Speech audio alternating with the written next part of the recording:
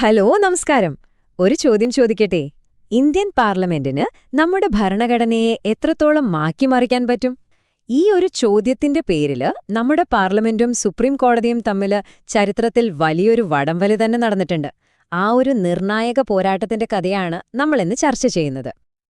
അപ്പോ നമ്മുടെ പ്രധാന ചോദ്യം ഇതാണ്: ഇന്ത്യൻ പാർലമെന്റിന് നമ്മുടെ ഭരണഘടനയെ അടിമുടി മാറ്റിയെഴുതാൻ, അതിന്റെ അടിസ്ഥാന സ്വഭാവം തന്നെ ഇല്ലാതാക്കാൻ അധികാരമുണ്ടോ? ഈയൊരു ചോദ്യമാണ് രാജ്യത്തെ തന്നെ പിടിച്ചുകുലുക്കിയ വലിയ നിയമ പോരാട്ടങ്ങൾക്ക് തുടക്കമിട്ടത്. ശരി, നമുക്ക് കാര്യത്തിലേക്ക് കിടക്കാം. ഇന്ത്യൻ ഭരണഘടന എന്നു പറയുന്നത് ഒരിക്കലും മാറ്റാൻ പറ്റാത്ത ഒരു കരിങ്കൽ ശില്പം പോലെ ഉണ്ടാക്കിയ ഒന്നല്ല. അത് കാലത്തിനനുസരിച്ച് മാറാൻ കഴിയുന്ന, വളരാൻ കഴിയുന്ന ഒരു ജീവനുള്ള പ്രമാണമായിട്ടാണ് നമ്മുടെ ഭരണഘടനാ ശില്പികൾ അതിനെ കണ്ടത്. നമ്മുടെ ആദ്യത്തെ പ്രധാനമന്ത്രി ജവഹർലാൽ നെഹ്റു പറഞ്ഞത് അതാണ്. ഒരു ഭരണഘടന കാലത്തിനനുസരിച്ച് മാറിയില്ലെങ്കിൽ അത് രാജ്യത്തിന് ഒരു ഭാരമായി മാറും. അതായത് രാജ്യത്തിന്റെ ആവശ്യങ്ങൾക്കനുസരിച്ച് അതിൽ മാറ്റങ്ങൾ വരുത്താൻ കഴിയണം. അതേ ആശയം തന്നെയായിരുന്നു ഡോക്ടർ അംബേദ്കർക്കും. അദ്ദേഹം പറഞ്ഞു, നിങ്ങൾക്ക് ഈ ഭരണഘടനയിൽ മാറ്റം വരുത്തണമെന്നുണ്ടെങ്കിൽ അതിന് വഴിയുണ്ട്. പക്ഷേ അതത്ര എളുപ്പമല്ല. പാർലമെന്റിലെ 2 സഭകളിലും 3/2 ഭൂരിപക്ഷം വേണം. അതായത് ഒരു വലിയ ജനകീയ അഭിപ്രായം ആ മാറ്റത്തിന് പിന്നിൽ വേണമെന്നർത്ഥം. ഇനി നമുക്ക് ഈ അധികാരത്തെ ചൊല്ലിയുള്ള ആദ്യത്തെ വലിയ സംഘർഷത്തിലേക്ക് വരാം. ഇവിടെയാണ് കഥയുടെ ആദ്യത്തെ ട്വിസ്റ്റ്. ഭൂപരിഷ്കരണ നിയമങ്ങളും ഒരു വ്യക്തിയുടെ സ്വത്തവകാശവും തമ്മിൽ നേർക്കുനേർ ഏറ്റുമുട്ടിയപ്പോൾ എന്ത് സംഭവിച്ചു എന്ന് നോക്കാം. യഥാർത്ഥ പ്രശ്നം ഇവിടെയാണ് തുടങ്ങുന്നത്. ഒരു വശത്ത് സാമൂഹിക നീതി ഉറപ്പാക്കാനായി സർക്കാർ ചെയ്യേണ്ട കാര്യങ്ങൾ പറയുന്ന നിർദ്ദേശക തത്വങ്ങൾ, മറുവശത്ത് ഓരോ പൗരനും ഭരണഘടന ഉറപ്പു നൽകുന്ന മൗലികാവകാശങ്ങൾ, പ്രത്യേകിച്ച് സ്വത്തവകാശം. അപ്പോൾ സമൂഹത്തിന്റെ പൊതുവായ നന്മയ്ക്കു വേണ്ടി വ്യക്തിയുടെ അവകാശത്തിൽ കൈകടത്താൻ പറ്റുമോ? അതായിരുന്നു ചോദ്യം. അപ്പോ എന്താ സംഭവിച്ചത്? സർക്കാർ ഭൂപരിഷ്കരണ നിയമങ്ങൾ കൊണ്ടുവരുന്നു, പക്ഷേ കോടതികൾ അത് ജനങ്ങളുടെ മൗലികാവകാശങ്ങളെ ലംഘിക്കുന്നു എന്ന് പറഞ്ഞ് റദ്ദാക്കാൻ തുടങ്ങി. ഇത് ഗവൺമെന്റിന്റെ നയങ്ങൾ നടപ്പിലാക്കുന്നതിന് വലിയൊരു തടസ്സമായി മാറി. എന്നാൽ പാർലമെന്റ് വെറുതെ ഇരുന്നില്ല. അവർ തങ്ങളുടെ പവർ ഉപയോഗിച്ചു.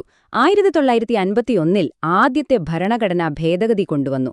അതുവഴി ഭൂപരിഷ്കരണ നിയമങ്ങളെ മൗലികാവകാശങ്ങളുടെ പരിധിയിൽ നിന്ന് മാറ്റി നിർത്തി. പോരാത്തതിന് 9ാം ഷെഡ്യൂൾ എന്നൊരു സേഫ് ബോക്സ് ഉണ്ടാക്കി. അതിലിടുന്ന നിയമങ്ങളെ കോടതിക്ക് ചോദ്യം ചെയ്യാൻ പറ്റില്ല. അങ്ങനെ കോടതിയുടെ തടസ്സങ്ങളെ അവർ മറികടന്നു. ഇതോടെ കളി ഹൈക്കോടതിയിൽ നിന്ന് നേരെ രാജ്യത്തെ ഏറ്റവും വലിയ കോടതിയിലേക്ക് മാറി. അതായത് സുപ്രീം കോടതിയിലേക്ക്. പാർലമെന്റും സുപ്രീം കോടതിയും തമ്മിലുള്ള ഒരു വലിയ നിയമപരമായ വടംവലിയുടെ തുടക്കമായിരുന്നു അത്. ആദ്യ റൗണ്ടിൽ വിജയം പാർലമെന്റിനൊപ്പമായിരുന്നു. ശങ്കരി പ്രസാദ് കേസിൽ സുപ്രീം കോടതി പറഞ്ഞു, അതേ, പാർലമെന്റിന് ഭരണഘടനയുടെ ഏതു ഭാഗവും ഭേദഗതി ചെയ്യാം. മൗലികാവകാശങ്ങൾ അടക്കം പാർലമെന്റ് തന്നെയാണ് സുപ്രീം. പക്ഷേ കഥ അവിടെ തീർന്നില്ല.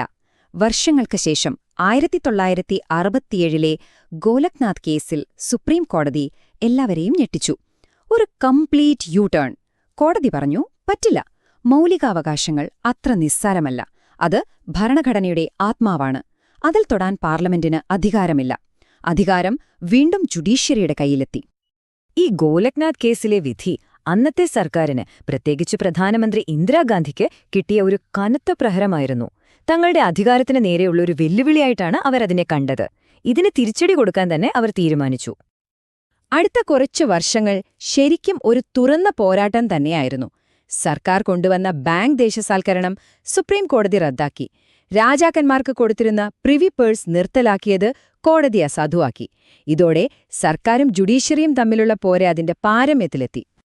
പാർലമെന്റിന്റെ മറുപടി അതിശക്തമായിരുന്നു. അവർ ഭേദഗതികളുടെ ഒരു പരമ്പര തന്നെ പാസാക്കി. 24ാം ഭേദഗതിയിലൂടെ അവർ പറഞ്ഞു, ഞങ്ങൾക്ക് മൗലികാവകാശങ്ങൾ അടക്കം എന്തും മാറ്റിയെഴുതാം. ആർട്ടിക്കിൾ 368ന്റെ പേര് തന്നെ ഭേദഗതിക്കുള്ള നടപടിക്രമം എന്നതിൽ നിന്ന് ഭേദഗതി ചെയ്യാനുള്ള പാർലമെന്റിന്റെ അധികാരം എന്നാക്കി മാറ്റി. അത്രയ്ക്ക് പവർഫുള്ളായിരുന്നു ആ നീക്കം. ഗോലക്നാഥ് വിധിയെ ഇല്ലാതാക്കുക എന്നതായിരുന്നു ഒറ്റ ലക്ഷ്യം. ഇതോടെ കാര്യങ്ങൾ ഒരു അവസാന ഘട്ടത്തിലേക്ക് നീങ്ങി. ഈ ദശാബ്ദങ്ങൾ നീണ്ട വടംവലിക്ക് ഒരു അന്തിമ വിധി വേണം. ആ വിധി വന്നത് ഇന്ത്യൻ നിയമചരിത്രത്തിലെ ഏറ്റവും പ്രധാനപ്പെട്ട, ഏറ്റവും ഐതിഹാസികമായ ഒരു കേസിലാണ്. Kesavananda Bharati versus state of Kerala. ഈ ചരിത്രപ്രധാനമായ കേസിന്റെ തുടക്കം നമ്മുടെ സ്വന്തം കേരളത്തിൽ നിന്നായിരുന്നു എന്നത് ഒരു രസകരമായ കാര്യമാണ്, അല്ലേ? കാസർഗോഡുള്ള എടനീർ മഠത്തിന്റെ അധിപനായ കേശവാനന്ദ ഭാരതി കേരളത്തിലെ ഭൂപരിഷ്കരണ നിയമം തങ്ങളുടെ മഠത്തിന്റെ സ്വത്തുക്കളെ ബാധിക്കുന്നു എന്ന് പറഞ്ഞാണ് സുപ്രീം കോടതിയെ സമീപിച്ചത്. ഇതൊരു സാധാരണ കേസായിരുന്നില്ല. സുപ്രീം കോടതിയുടെ ചരിത്രത്തിലെ ഏറ്റവും വലിയ ബെഞ്ച്, 13 ജഡ്ജിമാർ, 68 ദിവസം നീണ്ടുനിന്ന വാദങ്ങൾ, അവസാനം ഇന്ത്യയുടെ ഭാവി തന്നെ നിർണയിച്ച ഒരൊറ്റ ചരിത്രവിധി. അപ്പോ എന്തായിരുന്നു ആ വിധി? സുപ്രീം കോടതി ഒരു പുതിയ ആശയം മുന്നോട്ട് വെച്ചു, ബേസിക് സ്ട്രക്ചർ ഡോക്ട്രിൻ, അതായത് അടിസ്ഥാന ഘടനാ സിദ്ധാന്തം. അതിന്റെ ചുരുക്കം ഇതാണ്: ശരി, പാർലമെന്റിന് ഭരണഘടന ഭേദഗതി ചെയ്യാം, മൗലികാവകാശങ്ങൾ വരെ ഭേദഗതി ചെയ്യാം, പക്ഷേ ഭരണഘടനയുടെ ആത്മാവിനെ, അതിന്റെ അടിസ്ഥാന സ്വഭാവത്തെ നശിപ്പിക്കാൻ പറ്റില്ല. ഈ ഒരൊറ്റ വിധി ഇന്ത്യയിലെ അധികാര സന്തുലിതാവസ്ഥയെ എന്നേക്കുമായി മാറ്റിമറിച്ചു.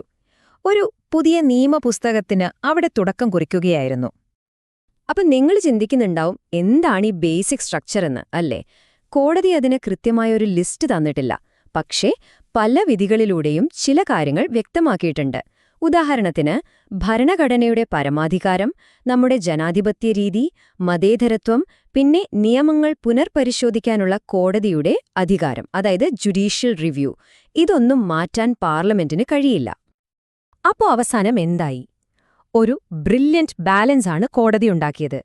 നിയമങ്ങൾ കാലത്തിനനുസരിച്ച് മാറ്റാനുള്ള പാർലമെന്റിന്റെ അധികാരത്തെ കോടതി അംഗീകരിച്ചു.